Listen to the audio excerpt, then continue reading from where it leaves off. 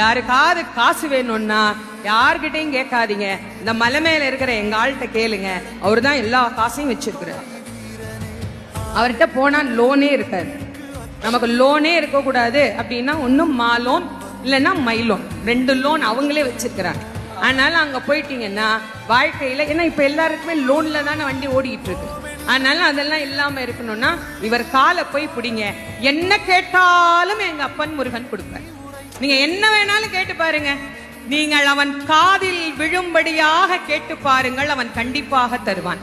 நிறைய பேர் சொல்றாங்க, நாங்களும் கேட்டுக்கிட்டு தாங்க இருக்கிறோம், எங்களுக்கு அவன் கொடுக்க மாட்டேங்கிறான் அப்படின்னா, இறைவன் வெளியிலிருந்து நாம் கொடுக்கின்ற எந்த பொருளையும் தனக்கென ஏற்றுக்கொள்வதில்லை. நானே தயாரித்து ஒன்று கொடுத்தால் இறைவன் அதை ஏற்றுக்கொள்வான். நிறைய பேர் நான் கூடையா பூ வாங்கிட்டு போறேன், நான் அப்படி அபிஷேகம் பண்றேன், இப்படி அபிஷேகம் பண்றேன், எல்லாம் வெளியிலிருந்து வந்தது தானே, நீங்களா என்ன கொடுத்தீங்க?